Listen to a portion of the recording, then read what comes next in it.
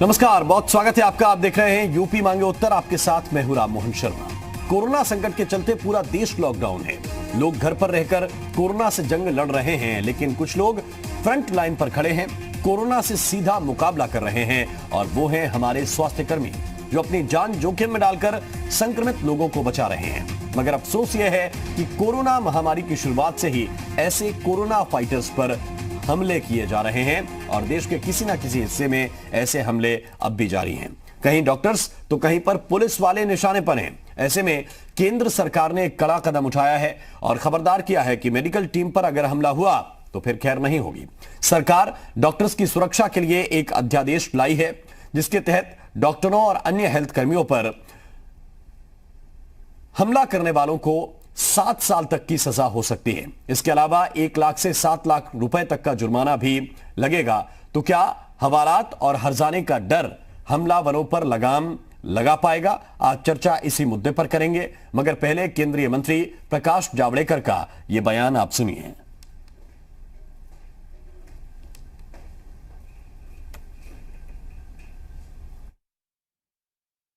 एक 123 साल पहले वाला कानून है। उस कानून के तहत उसमें बदलाव करके यह अध्यादेश लागू करने का निर्णय आज मंत्रिमंडल ने किया है। अब यह होगा कि इस तरह का अपराध यह कॉग्निजेबल भी होगा और नॉन बेलेबल होगा। यह संज्ञान भी लिया जाएगा, संज्ञान योग्य भी होगा और जमानत न मिलने वाला होगा। 30 दिन में इसकी इन्वेस्टिगेशन पूरी होगी। सीनियर इंस्पेक्टर के लेवल पे ही इन्वेस्टिगेशन होगी और 1 साल में फैसला आएगा।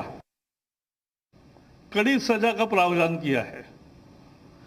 3 महीने से 5 साल सजा हो सकती है अगर इन पर हमले हुए या कोई नुकसान किया, और 50,000 से 2 लाख रुपए तक का जुर्माना देना पड़ सकता है।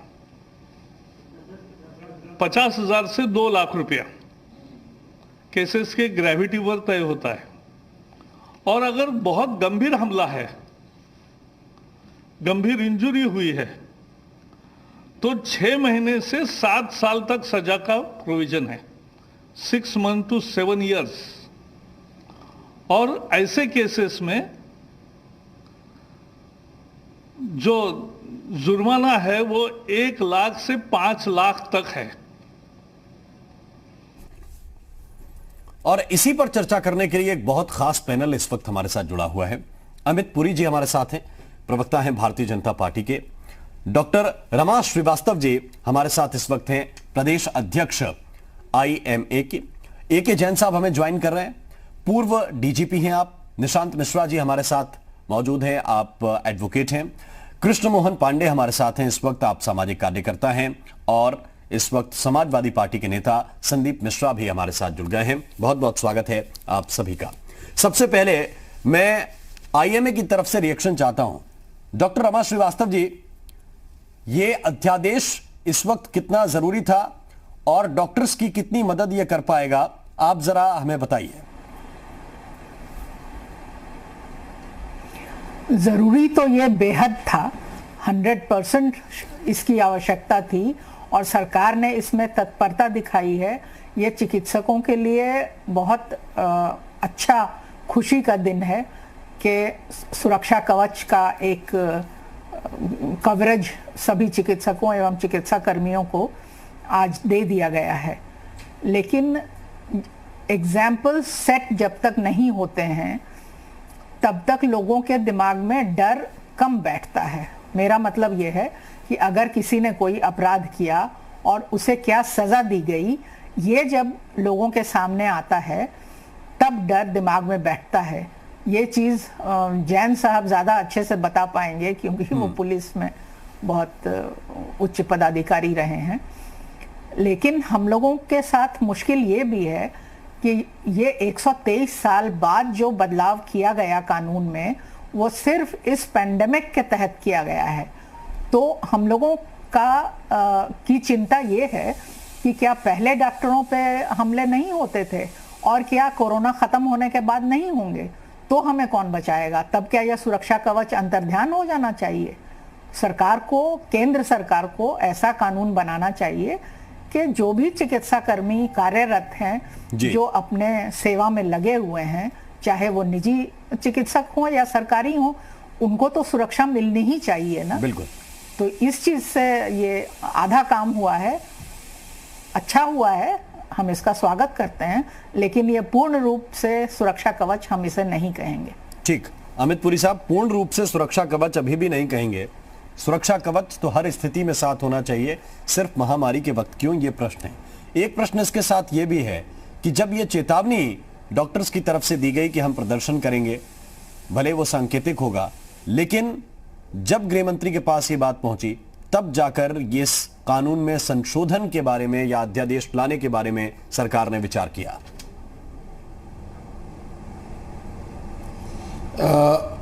देखिए, ऐसा है, मैंने आपकी वॉइस क्वालिटी थोड़ी सी बहुत अच्छी यहाँ स्टूडियो में नहीं आ रही, लेकिन जितना मैं गैदर कर पाया हूँ उसके आधार पे आंसर करता हूँ। अगर कोई चीज लेफ्ट ओवर रह जाए, you are free to ask again, इसमें कोई बात नहीं। बोलिए। देखिए, सरकार दो तरह की चुनौतियों से जूझ रही थी, बल्कि सरकार नहीं कहूंगा, समाज जूझ रहा था। एक तरफ उसे पीपी किट प्रोवाइड करनी थी और दूसरी तरफ ये जो पत्थर किट चल रही थी, जाहिलियत की मानसिकता की जहनियत वाले लोगों के द्वारा, जिनके अकल पे पत्थर पड़े हुए थे, और इस पे समाज में काफी क्वार्टर्स में लोगों की ह्यू एंड क्राई थी और लोगों की चिंताएं भी थी, अभिप्साएं भी थी। रादर मैं रिस्ट्रेन करके कहता हूं अभिप्साएं थी, ह्यू एंड क्राई की बजाय अभिप्साएं थी, और वो अभिप्साओं की पूर्ति होनी चाहिए थी, एस्पिरेशंस को एड्रेस करना चाहिए था, ऐसा मैं मानता हूं। तो सरकार ने 123 साल पुराने कानून के अंदर कॉग्निजेबल और नॉन बेलेबल दोनों प्रोविजंस का इंसर्शन किया है। नाउ अब आईएमए की तरफ से यह बात उठी कि क्या इसी कालखंड में एपिडेमिक के ही ये एड्रेस होगा, या जो बाकी का rest of the normal period रहता है उसमें हमले होंगे, तो कैसे उसको फेस किया जाए।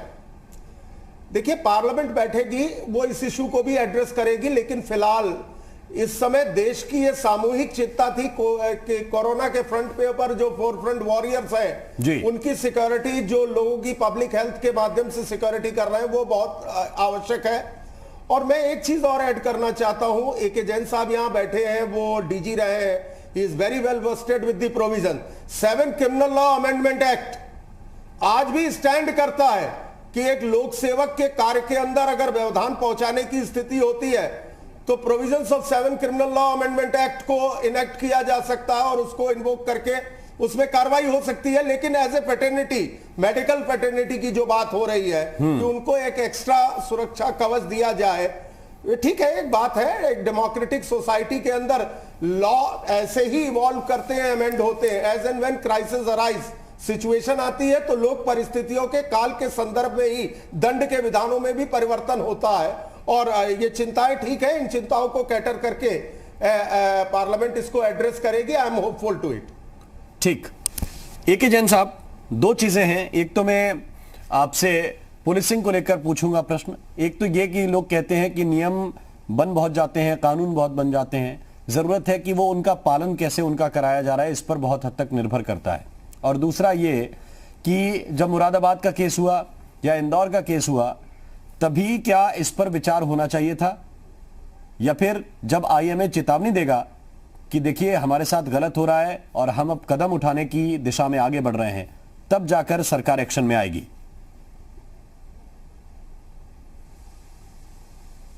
देखिए, आरोप लगना बड़ा स्वाभाविक है।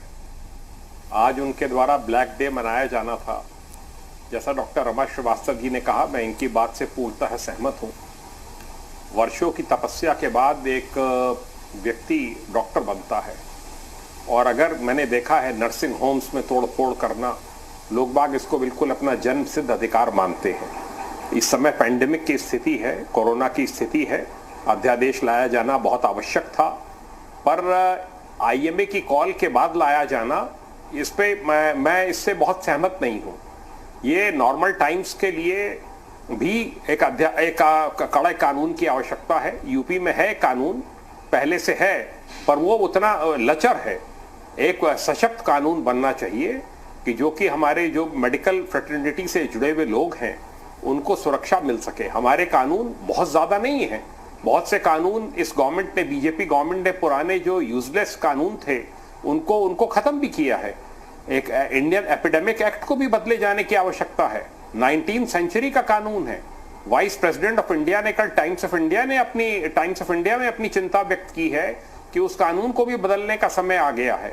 हमें इसके कोरोना वायरस से अभी लड़ना पड़ेगा और हमें साल 2 साल सजग रहना पड़ेगा और हमें ये एक स्थिति माहौल बनानी पड़ेगी। ये तो यूपी में योगी जी की सख्ती की वजह से एक स्थिति बनी हुई है कि यहां अगर किसी ने मेडिकल फ्रेटर्निटी के साथ, पुलिस वालों के साथ पथराव किया, दुर्व्यवहार किया, चोटें पहुंचाई तो उन पे एनएसए के तहत कार्रवाई होगी। तो तब भी स्थिति कुछ बची हुई है, कंट्रोल में है, वरना तो गली गली पथराव होता और गली गली ये इसका विरोध किया जाता। इसलिए बड़े सख्त कानून की आवश्यकता है। अभी ऑर्डिनेंस लाया गया है, प्रेसिडेंट के इस पे हस्ताक्षर होंगे, फिर ये लागू होगा। ये बहुत स्वागत योग्य है कि कॉग्निजेबल है और नॉन बेलेबल है। कड़े से कड़े प्राविधान इसमें रखे गए हैं, बहुत अच्छी बात है। और पर इसको नॉर्मल टाइम्स के लिए भी एक्सटेंड किया जाना चाहिए। ठीक, निशांत मिश्रा जी, आपसे 2 चीजों पे मैं जरूर चाहूंगा कि आप इस पे बात रखें। जबकि ऐसे लोगों के खिलाफ कार्रवाई एनएसए के तहत हो रही है जो डॉक्टर्स पर हमला कर रहे हैं उत्तर प्रदेश में, तब एक ऐसा कानून लाया जा रहा है कि 7 साल तक की अधिकतम, जिसमें सजा का प्रावधान है, अधिकतम सजा 7 साल तक की है। एनएसए के जो प्रावधान है और इस नए अध्यादेश के जो प्रावधान है, पहले ही मेरा ख्याल है कि एनएसए में ज्यादा कड़ी सजा का प्रावधान है। जी, आपका कहना बिल्कुल सही है कि एनएसए में ज्यादा कड़े प्रावधान तो हैं, लेकिन जिस तरीके से बाकी पैनलिस्ट ने भी कहा है अभी कि इंडियन मेडिकल एसोसिएशन की जब एक रिक्वेस्ट आई या फिर एक आह्वान आया कि 23 अप्रैल को वो सभी लोग मिल करके जॉइंटली एक सिंबॉलिक प्रोटेस्ट करेंगे, उसके बाद एक अध्यादेश लाया जाता है जिसके तहत एपिडेमिक एक्ट 1897 में अमेंडमेंट किया जाता है। अब इसमें एक चीज समझने वाली है, वो ये है कि एपिडेमिक एक्ट 1897 के सेक्शन 4 में बदलाव हुआ है। सेक्शन 4 जो था उसमें पहले क्या था कि प्रोटेक्शन ऑफ दी पर्संस जो पैंडेमिक या एपिडेमिक के लिए लड़ते हैं जी, और उसमें बदलाव किया गया है। उसमें जो पहले प्रोविजन था वो मैं आपको एक बारी बता देता हूं कि था, नो सूट और other legal proceeding shall lie against any person for anything done in good faith. यानी कि यदि कोई भी व्यक्ति जो पैंडेमिक या एपिडेमिक के लिए अगेंस्ट में काम कर रहा है, लोगों की सहायता के लिए काम कर रहा है, उसके खिलाफ कोई लीगल एक्शन नहीं हो सकता था। उस व्यक्ति के खिलाफ जो लड़ाई कर रहा है उसके खिलाफ कोई सूट मेंटेनेबल नहीं था। लेकिन इस कंडीशन में जब आप देख रहे हैं कि लॉकडाउन है पूरे देश में, उस कंडीशन में ये ऑर्डिनेंस पास करना बहुत ही जरूरी था। इससे कई फायदे हैं। पहला फायदा ये है कि इसमें सिर्फ डॉक्टर्स नहीं आ रहे हैं, सिर्फ मेडिकल प्रैक्टिशनर्स नहीं आ रहे, इसमें पुलिस वाले भी आ रहे हैं, इसमें वो भी आ सकते हैं आगे चल के कि जो एसेंशियल कमोडिटीज को डिलीवर कर रहे हैं। Plus not only the doctors, the nurses, the ward boys और जो छोटे से छोटा कर्मचारी एक हॉस्पिटल का है, उन सभी लोगों को इसमें इंक्लूड किया गया है जी। तो ऐसे कंडीशन में जो लोग लड़ रहे हैं देश को बचाने के लिए कोरोना वायरस से, उनको भी एक सेफगार्ड की आवश्यकता थी। एनएसए है कि जो भी व्यक्ति गलत कर रहा है या अपराध कर रहा है या फिर वो कोरोना वायरस को फैलाने में सहायक है, उसके खिलाफ ही एनएसए लग रहा था जी। अब इसमें अगर एक एग्जांपल मैं दूं तो मान लीजिए अगर मैं कोरोना को फैला रहा हूं तो मेरे खिलाफ एनएसए लग सकता है, लेकिन अगर मैं डॉक्टर्स के ऊपर पत्थर फेंक रहा हूं, पुलिस वालों को मार रहा हूं, तब एनएसए मेरे पे नहीं लगेगा। तब इसके तहत, इस नए ऑर्डिनेंस के तहत मेरे को सजा होगी, ना कि एनएसए के तहत। ठीक, अमित पुरी साहब इसमें कुछ जोड़ रहे हैं? पुरी साहब बोल सकते हैं। मैं इसके ऊपर विपरीत नहीं कह रहा था। मैं कह रहा था इसमें एक प्रोविजन और भी है कि जो प्रॉपर्टीज डैमेज होंगी, चाहे वो व्हीकल्स हो, चाहे एम्बुलेंसेस हो, इक्विपमेंट्स हो, उनके डैमेजेस के लिए भी प्रोविजन को इंसर्ट किया गया है। और ये इसलिए भी जरूरी था कि आफ्टर ऑल एक टैक्स पेयर के पैसे से जो पब्लिक सिस्टम के अंदर गवर्नमेंट एक्सचेकर से खर्चे होते हैं, वो खाली इन पत्थरबाजों की भेंट चढ़ जाए और ऑनेस्ट टैक्स पेयर का पैसा सड़क पे बह जाए और एक्सचेकर को लॉस हो, तो कहीं ना कहीं डेटरेंट मेजर्स होने चाहिए इस तरह की चीजों के ऊपर। तो ये भी प्रोविजंस इसके अंदर इंसर्ट किए गए। ठीक, कृष्ण मोहन पांडे जी, आप कैसे देखते हैं? ये वक्त की जरूरत तो थी, डॉक्टर्स को हमेशा एक कवच चाहिए, क्योंकि वो काम ऐसा करते हैं कि उसमें नॉर्मल केस में भी, अब तो बहुत खतरनाक स्थितियां हैं, नॉर्मल केस में भी कई बार मरीज बचता है, कई बार मरीज अगर बहुत क्रिटिकल होता है जान नहीं बचा पाते हैं। तब भी हमने देखा कि नर्सिंग होम में तोड़फोड़, डॉक्टर्स की लापरवाही बताकर ऐसे शुरू हो जाती है। आप कैसे देख रहे हैं इस अध्यादेश को? सबसे पहले तो मैं इस अध्यादेश का, इस अधिनियम का, इस संशोधन का स्वागत करता हूं। और ये बहुत पहले हो जाना चाहिए था, जो अभी देर में हुआ। ठीक है, देर आए दुरुस्त आए, मैं इसका स्वागत करता हूं। क्योंकि मैं काशी हिंदू विश्वविद्यालय का छात्र रहा हूं और वहां पे मेडिकल कॉलेज होने के कारण मैं वहां की रोज की व्यवस्थाओं से रूबरू रहा हूं जी। कोई भी व्यक्ति आता है छोटी सी छोटी बात कह के और वहां के नर्सेस को, वहां के डॉक्टर्स को, वहां के स्टाफ को मारते हैं, पीटते हैं, उन पे कोई कार्रवाई नहीं होती थी। इवन यदि वो डॉक्टर्स बाहर जाके अपनी बात व्यथा किसी से कहे तो लोग ये यहां तक कहने को तैयार थे कि गलती आपकी होगी, जबकि वो लोग जो 24-24 घंटे, इवन मैं डॉक्टर्स को देखा हूं 48-48 घंटे ड्यूटी करने के बाद जब वो घर से बाहर निकलते हैं हॉस्पिटल से तो कितने थके मादे रहते हैं, बावजूद उसके लोग झगड़ा कर देते हैं। अभी जो वर्तमान परिदृश्य है, जो देश की स्थिति चल रही है, इसमें हर व्यक्ति को सहयोग करना चाहिए था। हर व्यक्ति को इस कोरोना से लड़ने के लिए अपने जो भी सुविधाएं हो सकती है, जो भी कुछ कर सकता है, करना चाहिए था। परंतु वो कह रहा है कि जब अपने वो लोग, हमारा बच्चा, आपका बच्चा, आप वो घर से बाहर निकलते हैं तो ये सोचते हैं कि कहीं कोई ऐसा व्यक्ति न मिल जाए कि जो कोरोना से इफेक्ट हो और हमें भी कोरोना हो जाए, हमें अपने मौत का डर है, इस कोरोना की बीमारी होने का डर है। परंतु ये जानते हुए भी वो डॉक्टर्स, वो नर्सेस, वो पुलिस के अधिकारी, ये सारे लोग ये जानते हुए कि मैं इन इफेक्टेड व्यक्ति के पास जाऊंगा और मुझे कोरोना होगा, बावजूद इसके मौत के मुंह में जाके उनको लेके आ रहे हैं, उनकी सेवा कर रहे हैं, बावजूद उसके उन पे पत्थरबाजी हो रही है, उनको बुरे तरीके से पीटा जा रहा है। तो ऐसे लोगों पे मैं तो कहता हूं इससे भी कड़े कानून, अभी ये महामारी जाए तो इससे भी कड़े कानून बनाकर और सबको जेल भेजना चाहिए। इसका मैं स्वागत करता हूं और पूरी तहे दिल से भारत सरकार का धन्यवाद देना चाहूंगा। ठीक, संदीप मिश्रा जी, आपका भी पक्ष में जान लूं, इसके बाद फिर डॉक्टर रमा जी के पास चलेंगे। बोलिए संदीप जी। डॉक्टर रमा जी हैं, आईएमए की अध्यक्ष हैं और एक डॉक्टर की दर्द को समझ सकती हैं। और हमारे समाजवादी पार्टी के राष्ट्रीय अध्यक्ष माननीय श्री अखिलेश यादव जी ने शुरू से ही ये कहते चले आए कि कड़ा कानून आना चाहिए, डॉक्टरों पे हमले नहीं होने चाहिए, पुलिस के ऊपर हमले नहीं होने चाहिए, देश की सरकार पे कड़ा कानून आना चाहिए। और देश की सरकार ऐसा कानून ला दी, खोदा पहाड़ निकली चुहिया वाला केस ला। एक कानून कोई कानून है? अरे इन लोगों के ऊपर रासुका लगना चाहिए, एनएसए के तहत कार्रवाई होना चाहिए। डॉक्टर हमारे भगवान के रूप होते हैं और डॉक्टर अगर किसी क्षेत्र में जाते हैं, अगर आपको लग रहा है कि उनके ऊपर हमले हो रहे हैं तो डॉक्टर जाते हैं तो उनको सिक्योरिटी के साथ, अच्छे सिक्योरिटी के साथ भेजना चाहिए। जो आप मंदिर, मस्जिद, गुरुद्वारों का आप सिक्योरिटी करते हैं, जो सुरक्षा करते हैं और भगवान मान के उनको करते हैं, तो दूसरे भगवान के रूप मेरे डॉक्टर होते हैं और डॉक्टर मेरी जान माल की रक्षा करते हैं। आज मेरी जान की रक्षा करने के लिए आज मेरे डॉक्टर मेरी जान की रक्षा करें। न जाने कितने डॉक्टर आज शहीद हो गए।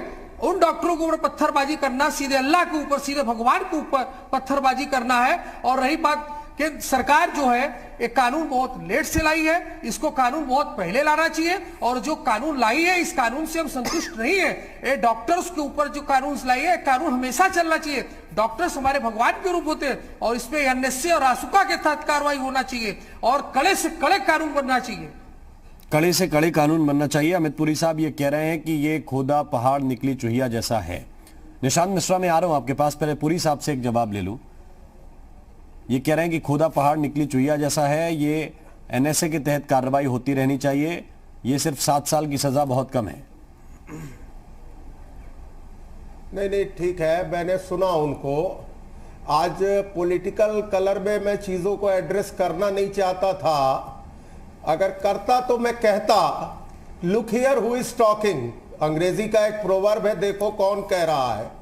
जो बाराबंकी की अदालत पर बमकांड करने वाले अभियुक्त थे, जिन श्रीमान जी का इन्होंने नाम का उच्चारण किया, समाजवादी पार्टी के राष्ट्रीय अध्यक्ष, उन्होंने आने के बाद उस बमकांड के अभियुक्तों को छोड़ने का ऐलान किया।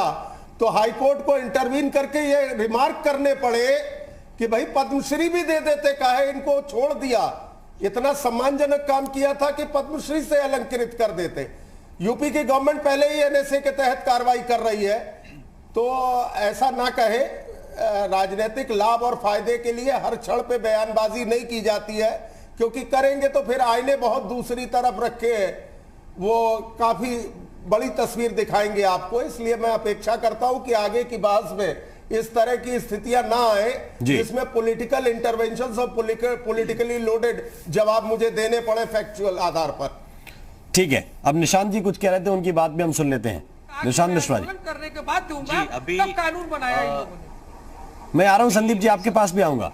निशांत की बात सुन लेते हैं। निशांत जी बोलिए। अभी जैसा कि उन्होंने बोला कि सभी जितने भी लोग हैं उनके ऊपर एनएसए या फिर आशुका लागू कर देना चाहिए, तो मैं बताना चाहूंगा कि जो भी लॉ बनता है वो इसलिए भी बनता है कि उसका मिसयूज ना हो सके। एनएसए में आप कोई भी लॉयर नहीं कर सकते, आपको प्रिवेंटिवली डिटेंट किया जा सकता है for indefinite period of time after the consultation of the advisory committee. लेकिन इस कंडीशन में जो अच्छी बात है वो ये है कि जितने भी डॉक्टर्स हैं और वही डॉक्टर्स जो कोरोना या एपिडेमिक के अगेंस्ट में लड़ाई लड़ रहे हैं वो इसके अंतर्गत आएंगे। दूसरी बात की जो ट्रायल है वो 1 साल के अंतर्गत ही खत्म करने का प्रोविजन है, और जो इन्वेस्टिगेशन है वो 30 डेज में खत्म करने का प्रोविजन है। एनएसए में ऐसा नहीं है। एनएसए में आप किसी को भी प्रिवेंटिव मेजर्स में भी उठा के जेल में डाल सकते हैं, और वो व्यक्ति जो प्रिवेंटिव मेजर में अंदर है उसको ना वकील करने की अपॉर्चुनिटी है ना दलील करने की अपॉर्चुनिटी है। It is kind of a Rowlatt's act. तो जहां पे जब अभी तबलीगी जमात के लोगों के खिलाफ में एनएसए लगाया गया था तो उसमें इसलिए भी लगाया गया था क्योंकि वो नेशनल सिक्योरिटी थ्रेट के लिए था। फॉरेन लोग भी थे, फॉरेनर्स भी थे। यहां पे मसला दूसरा है, यहां पे है for the safeguard of the doctors and for the safeguard of those people जो कि एपिडेमिक में फाइट कर रहे हैं। बिल्कुल, आप ठीक कह रहे हैं। एक जैन साहब, हर जगह एनएसए इस्तेमाल किया जा सकता है क्या? ये भी तो बहुत महत्वपूर्ण कानून है और हर जगह इस्तेमाल इस हर कानून का नहीं हो सकता। देखिए, एनएसए लग सकता है जब पब्लिक ऑर्डर का कोलैप्स हो, पब्लिक ऑर्डर के कोलैप्स पे लग सकता है, और उसके लिए एफआईआर में पूरे इंग्रेडिएंट्स आने चाहिए कि वहां पर भगदड़ मच गई, वहां पर बाजार बंद हो गए, वहां पर कोई गवाही देने वाला नहीं मिल रहा था, पूरी वहां पे दहशत व्याप्त हो गई। ये सब इंग्रेडिएंट्स उसमें आने चाहिए एफआईआर में, तभी एनएसए स्टैंड करेगा। जो हमारे 1-2 वक्ता हैं वो गलत समझ रहे हैं, वो समझ रहे हैं कि एनएसए अब नहीं लगेगा।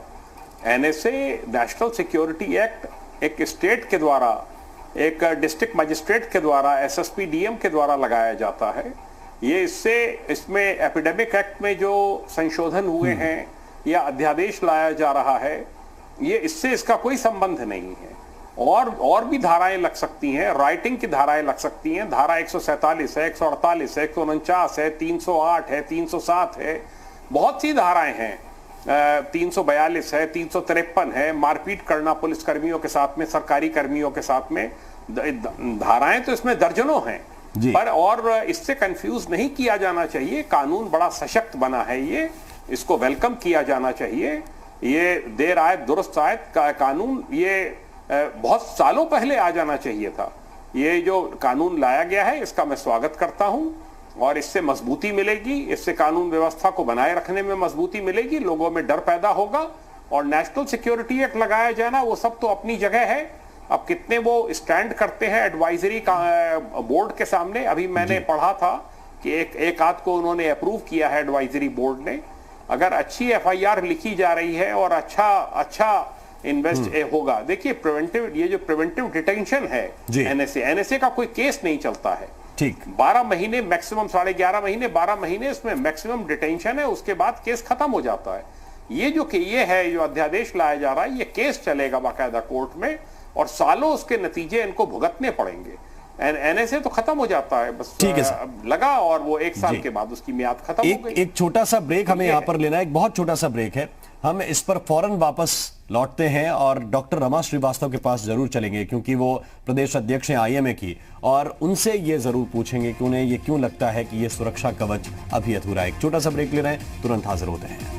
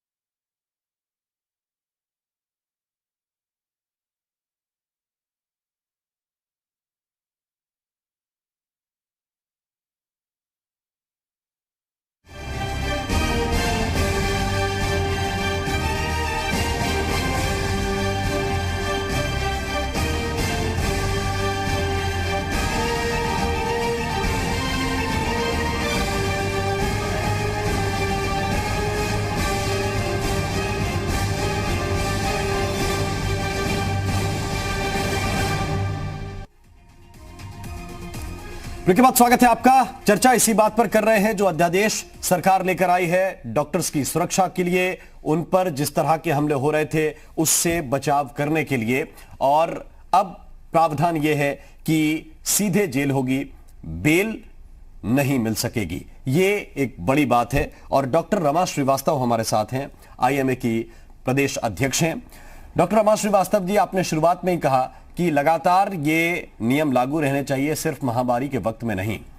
लेकिन कई बार, जैसा हमारे साथ इस वक्त निशांत जी हैं, वो कह रहे थे कि मिसयूज भी कई बार कानूनों का हो जाता है। ऐसी स्थिति में आपको लगता है कि जी बोल सकते हैं आप। मिसयूज तो हर कानून का होता रहा है और वर्षों से होता रहा है। ये काम तो सरकार का, लॉ डिपार्टमेंट का, पुलिस का है कि वो उसका सही कैसे एप्लीकेशन करें। और डॉक्टर्स तो हमेशा से पब्लिक डोमेन में रहते हैं, चाहे वो सरकारी अस्पताल में काम कर रहे हों, चाहे निजी अस्पतालों में काम कर रहे हों। पब्लिक की भीड़ को रोकने का कोई प्रावधान नहीं है। जब तक कि स्पेशली पुलिस को ना बुलाया जाए तब तक वो खुले में रहते हैं। और अनगिनत घटनाएं ऐसी होती रही हैं पूर्व में भी और भविष्य में भी। अगर घट जाएं सरकार की कोशिश से तो वो हमारे जीवन की सबसे बड़ी उपलब्धि होगी, चिकित्सक जीवन की, सभी के लिए। ये सुरक्षा कवच सरासर अधूरा है, क्योंकि इससे साफ पता लगता है कि अभी सरकार को चिकित्सकों की जरूरत है, तो मांग करने पर यह सुरक्षा कवच बना दिया। और जब ये महामारी खत्म होगी तब क्या होगा?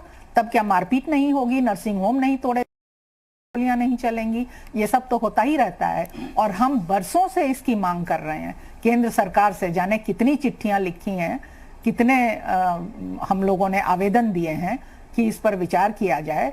तो केंद्र को ऐसा सशक्त कानून बनाना चाहिए कि हर चिकित्सक अथवा चिकित्सा कर्मी इससे ढका रहे, उसको ये सुरक्षा मिले कि उसके ऊपर जो हमला करे, जो उससे दुर्व्यवहार करे, उसको सजा मिले।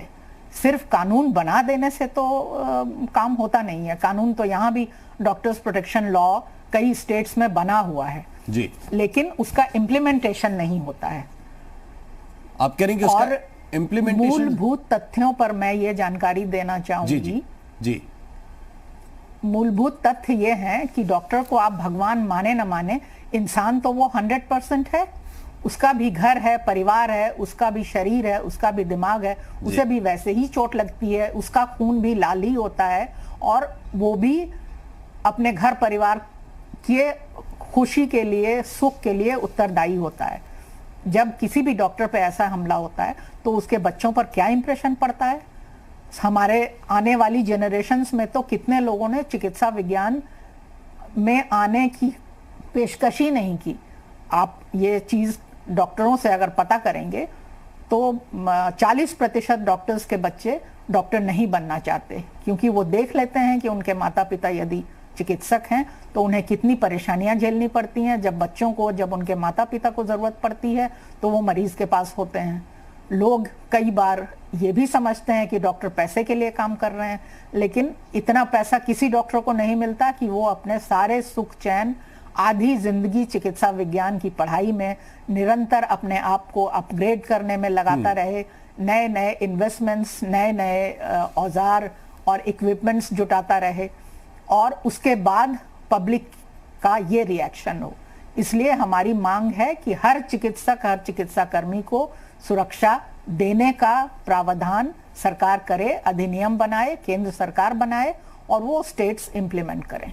ठीक, अमित पुरी साहब, ये रमा जी जो कह रहे हैं उनकी बातों में एक दर्द भी है, एक डॉक्टर के पेशे में कितना समर्पण चाहिए उस बात का एक प्रकटीकरण भी है, और तीसरी बात यह भी है कि अभी डॉक्टर्स की ज़रूरत आपको है, इसलिए आपने तुरंत जो मांग थी या जो विरोध प्रदर्शन का ऐलान कर चुके थे आईएमए, उनकी बात को रखते हुए आप अध्यादेश ले आए।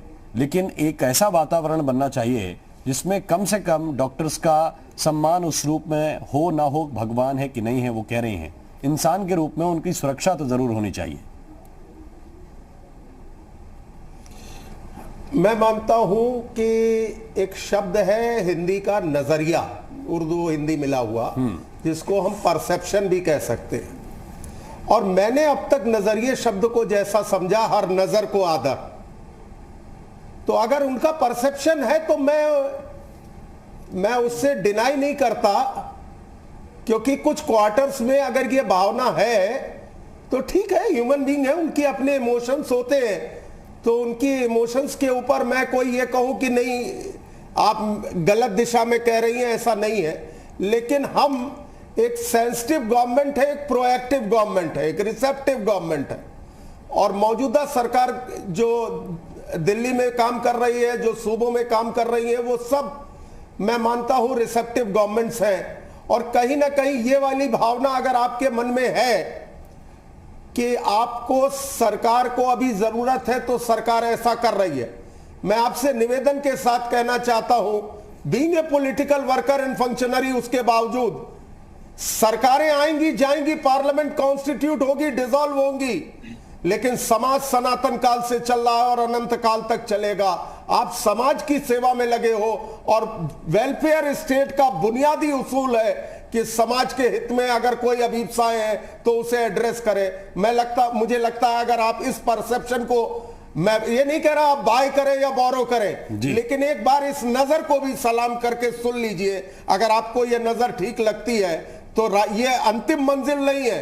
अटल जी ने कहा था ना, हम पड़ाव को समझे मंजिल, लक्ष्य हुआ आंचों से ओझल, तो ये एक पड़ाव है, ये मंजिल नहीं है। पार्लियामेंट खुलने दीजिए, चीजें आगे बढ़ेंगी, मैं आपको आश्वस्त करना चाहता हूं। ठीक, लेकिन फिर भी एक प्रश्न तो ये है पुरी साहब कि मुरादाबाद की घटना आपने देखी है, उसमें कई लोगों के खिलाफ एनएसए के तहत कार्रवाई भी हुई, लेकिन फिर भी सरकार को चेताने के लिए एक ब्लैक डे मनाने की बात आईएमए को करनी पड़ी। देखिए, मुझे लगता है कि यह लोकतंत्र की एक खूबी है। अगर यहां मैं एक छोटी सी बात बोरो करता हूं, एक बच्चा भी अगर रोता नहीं है तो उसको फीडिंग मिलने का टाइम थोड़ा बढ़ सकता है जी। तो डेमोक्रेसी की यह अच्छाई है कि यहां पर आवाजें उठनी चाहिए, यह लोकतंत्र का बुनियादी उसूल है।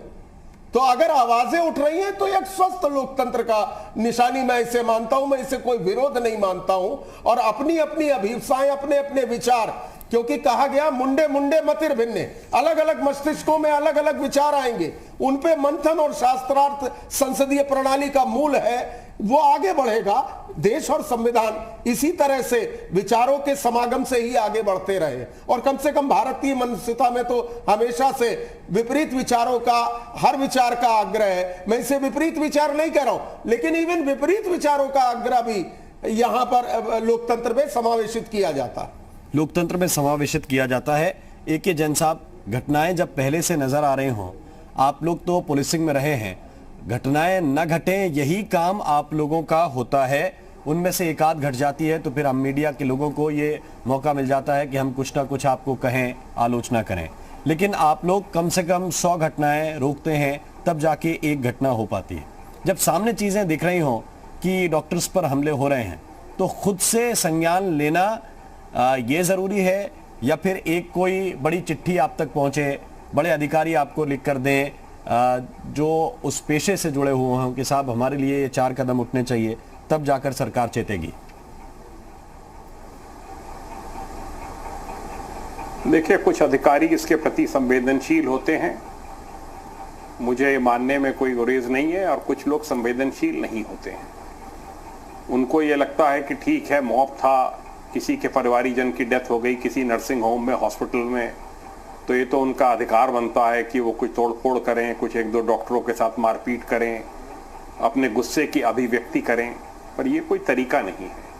ये इसको मैं भीड़ तंत्र कहूँगा, जो आजकल जैसे अभी पालघर में हुआ महाराष्ट्र में, कि आपने कानून को अपने हाथ में लिया और एक पढ़े लिखे व्यक्ति को, जिसने कि सालों की तपस्या के बाद जो डॉक्टर बना है, एमडी बना है, आपने उसके साथ मारपीट शुरू कर दी। तड़ातड़ मारपीट हो रही है, कोई खड़ा हुआ उसका वीडियो भी बना रहा है और एक मजाक बना देते हैं। ये बिल्कुल नहीं होना चाहिए। मैं हमेशा से इसका पक्षधर रहा हूँ, जब मैं सर्विस में रहा तब भी और अब भी, कि सरकारी कर्मचारियों के साथ जो भी हो ड्यूटी पे, चाहे वो पुलिसकर्मी हो चाहे कोई हो, आपको उनसे कुछ शिकायत है, उनके खिलाफ शिकायत कीजिए, उसकी जांच होगी। पर आप कानून को अपने हाथ में लेके तड़ातड़ मारपीट शुरू कर दें, हाथ पैर तोड़ दें, उनके नर्सिंग होम्स की, मेडिकल कॉलेजेस की प्रॉपर्टी, लाखों की प्रॉपर्टी को डैमेज कर दें, कंप्यूटर तोड़ दें। मैंने देखा इस तरह का अभद्र व्यवहार करते हैं और फिर उस पे ऊपर फिर पॉलिटिकल शेल्टर भी उनको मिल जाता है कुछ हलकों से कि नहीं साहब ये तो वही मर गया इनका पेशेंट, इसलिए बड़ी नाराजगी हो गई थी। मैं डॉक्टर रमा श्रीवास्तव जी की बात से सहमत हूं। कानून किसी को अपने हाथ में लेने का कोई अधिकार नहीं देता है। सख्त कानून बनने चाहिए। हमारे कंट्री में ये जो भीड़ तंत्र का वो है जी, ये इसके ऊपर बहुत सख्ती से रोक लगनी चाहिए और डॉक्टर्स को पूरा प्रोटेक्शन मिलना चाहिए। ना सिर्फ अब मिलना चाहिए, आगे भी मिलना चाहिए और पुलिस कर्मियों को भी मिलना चाहिए। और ये मुख्यमंत्री जी ने अच्छी पहल की है और इससे बहुत सी घटनाएं, मैं आपको बता रहा हूं, बहुत सी घटनाएं रुक गई हैं उत्तर प्रदेश में। वरना पता नहीं कितनी जगह पथराव होते, कितनी जगह सिर फाड़े जाते। ठीक, संदीप मिश्रा जी, आप चूंकि कह रहे हैं कि खुदा पहाड़ और निकली चुहिया, आप क्या चाह रहे थे कि कानून में ऐसा क्या हो जाता कि आप भी इसकी तारीफ करते? आप कह रहे हैं एनएसए के तहत कार्रवाई होनी चाहिए। आप भी जानते हैं कि हर जगह एनएसए जैसे हालात नहीं होते। और दूसरी बात ये कि समाजवादी पार्टी बीजेपी से ठीक पहले सरकार में थी उत्तर प्रदेश में, और उस 5 साल में भी कई घटनाएं ऐसी सामने आई होंगी जिसमें डॉक्टर्स के ऊपर हमले हुए या नर्सिंग होम में तोड़फोड़ हुई। प्रयास तो आप लोगों की तरफ से भी होने चाहिए थी सरकार में रहते हुए कि कुछ सख्त कानून आप बना लेते। जब हमारी पार्टी की सरकार थी, माननीय मुख्यमंत्री श्री अखिलेश यादव जी थे, जो इस राष्ट्रीय अध्यक्ष समाजवादी पार्टी के हैं, उन्होंने जो कड़े से कड़े कानून होने चाहिए, जो न्याय संगत होना चाहिए, उन्होंने उस सरकार के दरमियान किया। बट ये है कि उन्होंने इस जो डॉक्टरों के ऊपर जब हमले शुरू हुए, जरूरी नहीं कि डॉक्टर लोग के ऊपर ही पथराव होते थे, उसमें पुलिस कर्मी के लोग भी थे, मीडिया कर्मी के लोग भी थे, मीडिया कर्मी और जो हमारे वहां के समाचार को हम लोग तक पहुंचाने का काम करते हैं देश दुनिया, वो लोग भी पत्थरबाजी में शिकार हो जाते थे, तो उनके भी कैमरे टूट जाते थे। हमारे कहने में तो लोकतंत्र की हत्या हो जा रही है, सीधे सीधे डॉक्टरों पे हमला हो रही है, मीडिया कर्मी पे हमला हो रही है, पुलिस कर्मी पे हमला हो रही है। तो ऐसे लोगों को क्या उनको 1 साल के लिए पूजा करेंगे?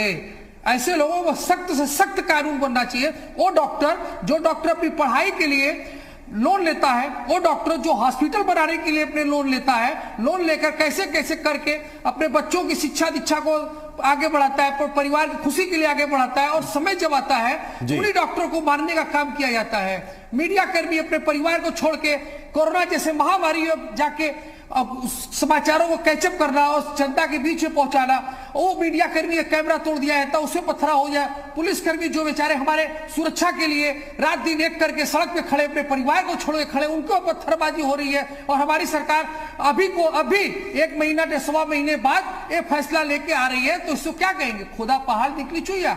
अगर हमारी समाजवादी पार्टी का आप बोल रहे हैं, हम आपकी बात का समर्थन कर रहे हैं, लेकिन हमारी समाजवादी पार्टी की सरकार जब थी तो कड़े से कड़े कानून होते थे, जो न्याय संगत फैसले होते थे, वो हमारे राष्ट्रीय अध्यक्ष माननीय अखिलेश यादव जी संदीप मिश्रा जी, और एक कड़े से कड़े कानून होते थे, आदित्यनाथ जी तो क्या इन्हें क्या के माध्यम से डराते रहते हैं? बीजेपी ने उठा के डस्टबिन में डाल दिया, से डराते रहते हैं कि रासुका लगवा देंगे। मिश्रा जी, कानून तो कानून की किताब में लिखे होते हैं ना, नियम के तहत उन लोगों पे कार्रवाई होना चाहिए। मिश्रा जी, कानून तो कानून की किताब में होते हैं। हमने अब इसके पहले भी एक बात बोला, सीआरपीसी है, आईपीसी है, हमारे पास पुलिस के जवान है, इसी में लिखे होते हैं। वो क्या योगी जी ने आके बदल दी क्या किताब? सिक्योरिटी के लिए लगा सकते हैं। भगवान के दूसरे रूप डॉक्टर है, क्या उनकी सुरक्षा के लिए हम उनको सुरक्षा के साथ ऐसी जगह पे नहीं भेज सकते जहां आपको पता है खतरा है? आपकी बात में समझ गया। आप ये भी तो बताइए कि क्या कानून की किताब बदल गई क्या उत्तर प्रदेश की? कानून तो वही है ना, धारा 307 अब उसमें बदलाव की बात हो रही है। तो ये देखिए, जो 123 साल पुराना कानून था, उसमें जाके संशोधन हुआ है। अब 123 साल में कितनी सरकारें, कितने मुख्यमंत्री, कितने गृह मंत्री बदल गए, और हमारा तो देश ही 47 में आजाद हुआ। ये 1897 का कानून था जिसमें जाके अब बदलाव हुआ है। तो ये हमारे राजनेता या हमारा समाज या हम खुद कितने उत्तरदायी हैं इन चीजों के लिए, ये तो सबको सोचना चाहिए और सारी सरकारों को सोचना चाहिए जो जो बीच में गुजरी हैं। मैं ये इस समय सरकार जिसकी उसको सोचना चाहिए ना, इस समय डॉक्टर्स को प्रोटेक्शन देने का काम सरकार को करना चाहिए। अब तो बदला है ना संदीप मिश्रा जी, इसमें सरकार जिसकी उसको अब तो कानून बदला है। या फिर आप ये बताइए कि आप ये फला प्रावधान चाह रहे थे, पत्थरबाजी कर पत्थर खा रहे हैं, पुलिसकर्मी पत्थर खा रहे हैं, मीडिया कर्मी पत्थर खा रहे हैं, और आज तो फिर समाजवादी पार्टी बताए, डॉक्टर्स लोग तो समाजवादी पार्टी बताए कि एनएसए से ज्यादा कौन सा कानून उनके ऊपर लगा दिया जाए। तो आज ये कानून बना रहे हैं, और कानून इतना हल्का बना रहे हैं, तो कहते हैं ना खोदा पहाड़ निकली चुईया। ठीक है, अरे रासुका लगाइए, रासुका 147 लगाइए, 148 लगाइए, 307 लगाइए, 308। मुझे याद पड़ता है कि 2012 में स्वाइन फ्लू आया था बहुत सारे आपके पास जी, और जब 2012 में स्वाइन फ्लू आया था तो यूपीए 1 यूपीए 2 की सरकार को पालकी का कहार बन करके यही कंधा दे रहे थे। तब नहीं सूझा था कि जरा अमर सिंह जी से कह दे, चूंकि वह न्यूक्लियर डील में समर्थन देने गए थे, कि जरा डॉक्टरों पर हमले पर भी कड़ा कानून बना दीजिए, समाजवादी पार्टी इसको करने जा रही है। ये बता रहे हमारे समय में कड़े कानून थे।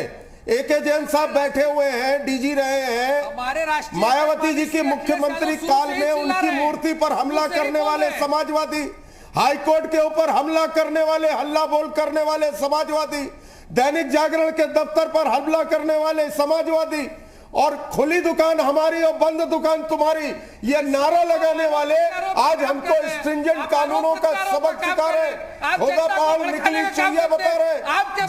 जो विक्रमादित्य मार्ग से कानून चलाते थे, जो विक्रमादित्य मार्ग से कानून चलाते थे, पार्टी के फंक्शन में चीफ सेक्रेटरी को खड़ा करते थे, वो आज हमें कानून की समझ बताएंगे। एक महीने से वो हमें कानून की समझ बताएंगे। पत्थरबाजी के शिकार हो रहे हैं। एक महीने से मीडिया चैनल्स की गाड़ियों पर कितनी बार समाजवादी पार्टियों ने हमला किया। मैं उस शख्स का नाम लेकर उसे महिमा मंडित नहीं करना चाहता। आरोप प्रत्यारोप का समय लगा रहे हैं। वो आपकी आज भी समाजवादी पार्टी के एक यूथ ब्रिगेड के अध्यक्ष है। जब देश के अंदर महामारी फैला है, इस समय आपको गाल बजाने से काम नहीं चलता, धर्म जाति गाल बजाने से काम नहीं समाजवादी पार्टी वो जवानी कुर्बान खाली विक्रमादित्य मार्ग और कालिदास मार्ग पे। अभी तक हमारे वक्ताओं ने महामारी से निजात फैलाने का डिबेट की गरिमा को बनाए रखा है। मैं ये चाह रहा हूँ कि इसमें चीजें ज्यादा पॉलिटिकल ना हो। अब चूंकि राजनीतिक दल के नेता बैठे हुए हैं तो राजनीति से लोडेड मत होइए, दूर से तो नहीं हट सकते, लेकिन हाँ फिर भी वो सीमित रहे तो ठीक है। ठीक, कृष्ण मोहन पांडे जी, आपको देश के अंदर महामारी, ठीक है संदीप मिश्रा जी, हो गया पक्ष आपका। मैं कृष्ण मोहन पांडे जी, मैं संदीप मिश्रा जी से एक आग्रह करना चाहता हूं कि यदि इन्होंने कहा कि ये खोदा पहाड़ निकली चुईया ऐसा कानून बनाया, और इन्होंने कहा कि हमारी सरकारों में इससे बेहतर कानून बनाए, तो कौन सा कानून इनकी सरकार ने बनाया, जरा हमें ये बता दें। और दूसरा, इनके सरकार में इतने हमले हुए कि मतलब एक लंबी फेरिस्त है, आप ढूंढेंगे तो मतलब आंखों से आंसू निकल जाएंगे। और उस परिदृश्य में आपके पार्टी के लोग ही ये हमला करते थे, और आपके प्रदेश अध्यक्ष जी जो अभी राष्ट्रीय अध्यक्ष जी हैं एक शब्द नहीं बोलते थे, और इवन वही समाजवादी लोग हमला करते थे। मित्र, मैं इसमें बहुत आगे जाके इसको पॉलिटिकल नहीं होना चाहता हूँ, लेकिन बस इतना बता दीजिए, बस इतना सुन लीजिए, आप इसको पॉलिटिकल मत जाइए। यदि आपने कहा कि कानून बनना चाहिए और कठोर कानून बनना चाहिए, तो ऐसा कोई कानून बनाए तो इस कानून का स्वागत कीजिए भाई। आप पहले अपने आप इस कानून का स्वागत कीजिए ना, दूध के धोए नहीं है, इस कानून का स्वागत कीजिए आप। अभी तक कोई कानून नहीं था, एक महामारी एक था जिसपे आज संशोधन हुआ है, डॉक्टर्स के लिए एक बड़ी सुविधा हुई है, डॉक्टर्स के लिए राहत का विषय है, इसका स्वागत कीजिए। तो स्वागत करने के बजाय इस पर आप लगे हुए हैं और बात करने में आपकी मानसिकता आप देश के। ठीक, निशांत जी के पास चलते हैं। आपकी सरकार करा रही है। देखिए, मैं इसमें कुछ बहुत जरूरी पॉइंट्स आप लोगों से यहाँ बताना चाहता हूँ। ठीक है मिश्रा जी, निशांत जी बोल रहे हैं, जरा उनकी बात भी सुन लीजिए। इत्तेफाक से वो भी मिश्रा जी है। निशांत मिश्रा जी बोलिए आप। इस समय जी, जैसा कि डॉक्टर रमा जी ने अभी बोला कि कोई भी लॉ बनता है तो उसका पालन कैसे हो रहा है ये बहुत जरूरी है, और ये बहुत जरूरी बात उन्होंने बोली है क्योंकि पहले भी ऐसे लॉज आए हैं कि अगर कोई चेक बाउंस हो जाता है तो उसमें कानूनी रूप से सुप्रीम कोर्ट ने भी बोला है कि 6 महीने में पूरी प्रोसीडिंग खत्म हो जानी चाहिए, लेकिन वैसा मुमकिन नहीं हो पाता है। जो सजेस्टेबल है यहाँ पे, जो एडवाइजेबल है कि अगर स्पेशल कोर्ट्स भी इस ऑर्डिनेंस में लाई जाती कि कोई भी ऐसी स्पेशल कोर्ट बनाई जाती एपिडेमिक के दौरान के लिए, जिसमें जो भी डिस्प्यूट्स जाते हैं, जो भी मुकदमे जाते हैं, वो फास्ट ट्रैक तरीके से खत्म किए जाते, तो ये और बेहतर कानून बन पाता। दूसरी बात जो इसमें मैं बताऊंगा वो ये है कि इंजरी शब्द का इस्तेमाल किया गया है, यानी कि अभी 2017 की एक रिपोर्ट में देख रहा था इंडियन मेडिकल एसोसिएशन की, उसमें था कि 75% डॉक्टर्स हर साल इंजरी का शिकार होते हैं। वो इंजरी फिजिकल भी होती है, मेंटल भी होती है। कोई इंसान आता है, वो गाली देके चला जाता है, वो भी मेंटल इंजरी है। इंजरी टू रेपुटेशन भी इस ऑर्डिनेंस में इंक्लूडेड है। इसके अलावा अगर जैसा डॉक्टर रमा जी ने कहा था कि इस कानून के बाद क्या, तो मैं यूपी का आपको बताना चाहूंगा कि 2013 में एक लॉ आया था, the Uttar Pradesh medicare service persons and medicare service institutions prevention of violence and damage to property act 2013। इस लॉ के अंतर्गत भी 3 साल तक की सजा या फिर 50,000 रुपए तक का जुर्माना है। ये भी कॉग्निजेबल थी और नॉन बेलेबल इसमें भी सजा है जी। तो एपिडेमिक के बाद ये स्टेटस रहेगा मेडिकल प्रैक्टिशनर्स की हेल्थ के लिए या फिर फिजिकल डैमेज को लेकर के। इसमें भी प्रॉपर्टी की सेफगार्ड दी गई थी जो 2013 का कानून है जी। अब जहां तक एक डिस्कशन ये चल रहा है, मैं एक बस लास्ट पॉइंट बोल के खत्म करना चाहूंगा अपनी बात को, कि जो डिस्कशन चल रहा है कि देर आए दुरुस्त आए या फिर जैसे भी, अभी अमित पुरी जी ने बोला था कि एक बच्चा अगर रोता है तो ही उसको खाना मिलता है, लेकिन मुझे लगता है कि बेहतर गार्जियन वो है जो बच्चे को रोने ना दे। वो एक अलग बात है, लेकिन अभी बाद में भी ये लॉ आया है, ऑर्डिनेंस आया है, तो इसका स्वागत करना चाहिए। और ये बहुत ही जरूरी ऑर्डिनेंस था जो कि केंद्र सरकार ने ऐसे एपिडेमिक सिचुएशन में हमारे कोरोना फाइटर्स के लिए बनाया। ठीक डॉक्टर रमा श्रीवास्तव जी, लेकिन हम ये भी देखते हैं जैसे 2013 के कानून का जिक्र भी निशांत मिश्रा जी कर रहे हैं, लेकिन हम ये भी देखते हैं कि कानून तो बहुत सारे होते हैं, लेकिन उसके बावजूद आप अभी डॉक्टर्स पर हमलों की घटनाएं देख रहे हैं। क्या ऐसे लोगों को कानून का डर दिखाया जा सकता है जिनकी एक तरह से दिमागी स्थिति पर ही सवाल हो कि वो वाकई जिनके विचार ही दुर्भाग्यपूर्ण हैं? जी जी। देखिए, अभी की स्थिति तो this is a dire emergency.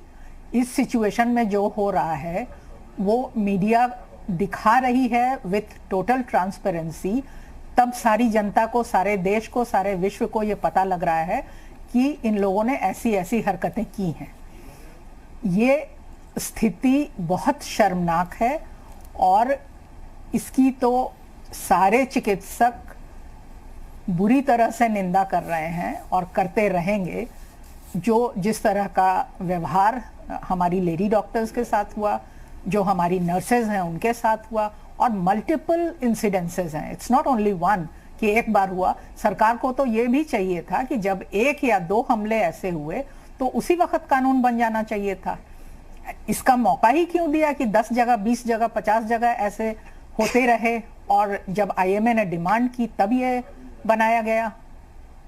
तो अब तो बन गया है कानून, इसकी हमें खुशी है, लेकिन डॉक्टर्स प्रोटेक्शन एक्ट जैसा कि निशांत मिश्रा जी ने बताया, वो भी 2013 में तमाम कोशिशों के बावजूद, जिसमें Uttar Pradesh nursing homes association, PMS association सब लगे हुए थे, तब जाके ये बना था। लेकिन उसके अंतर्गत कितनों को सजा हुई ये किसी को मालूम नहीं है। ये शायद निशांत जी ही बता पाएंगे if he studies about all those incidences and activities जिसमें अपराधियों को सजा मिली कि नहीं डॉक्टर्स प्रोटेक्शन एक्ट के तहत, क्योंकि वो हमें आज तक पता नहीं चला। ठीक, तो हम तो यही गुजारिश करेंगे कि हमारे चिकित्सक सुरक्षित रहें, हमेशा रहें, क्योंकि वो किसी भी एरिया में हो, किसी स्थान पे हो, अपनी सेवाएं तो वो दे ही रहे हैं ना, और दूसरों का भला कर रहे हैं। तो जिनका भला कर रहे हैं वो आदर और सम्मान तो दे ही सकते हैं। इतना तो जनसाधारण को समझना चाहिए कि जो अपने सुख छोड़कर, जो अपना परिवार छोड़कर उनकी सेवा में लगे हुए हैं, जैसा कि पहले भी बताया कि 48 आवर्स 36 आवर्स की इमरजेंसीज डॉक्टर्स करते हैं और सब कुछ भूल कर उस समय ना वो सिनेमा देखने जाते हैं, ना वो पार्टी खाने जाते हैं, वो सिर्फ मरीज देखते हैं, तो क्या उनका सम्मान नहीं होना चाहिए? क्या उन्हें आदर नहीं मिलना चाहिए? ये तो आम जनता को समझने की बात है और मेरा यही अनुरोध है कि इस परिस्थिति में हम लोग कड़ी लड़ाई लड़ रहे हैं और हमें पूरी उम्मीद है कि हम इससे बाहर निकल जाएंगे बहुत जल्दी ही। हो सकता है महीने 1.5 महीने में कोरोना हमारे देश से खत्म हो जाए, क्योंकि सरकार ने जो कदम उठाए हैं वो बहुत ही उचित समय में उचित कदम, उचित लॉकडाउन किया गया है। बिल्कुल। और सीएम योगी आदित्यनाथ ने भी आभार जताया है प्रधानमंत्री का। उन्होंने अभी ट्वीट किया है कि महामारी रोग संशोधन अध्यादेश 2020 जो जारी किया गया है, स्वास्थ्य कर्मियों की सुरक्षा के हेतु जो इसमें संशोधन किए गए हैं, उसके लिए प्रधानमंत्री का आभार। और हमने भी वो तस्वीरें देखी हैं जब शुरुआत में डॉक्टर्स के लिए ज्यादा व्यवस्थाएं नहीं थी तो अपनी गाड़ी में ही रहने के लिए डॉक्टर्स मजबूर थे। कई जगहों पर देखा कि उसी में रहते थे, परिवार वालों से 7-7, 8-8 दिन तक मिलते नहीं थे, सिर्फ दरवाजे से परिवार को देखकर वापस लौट जाना। ये डॉक्टर्स इस वक्त वाकई भगवान का अवतार या उस रूप में काम कर रहे हैं। तो यदि आपको वो सम्मान देने का मन ना भी करे तो कम से कम अपमान करने का हक किसी ने नहीं दिया। और आप अगर हमला करेंगे तो जाहिर है फिर कानून आपसे सख्ती के साथ निपटेगा। और आप सभी मेहमानों का बहुत बहुत शुक्रिया, बहुत बहुत धन्यवाद हमारे साथ इस चर्चा में जुड़ने के लिए, इस डिबेट में शामिल होने के लिए। और इसी के साथ यूपी मांगे उत्तर में अभी के लिए बस इतना ही। नमस्कार।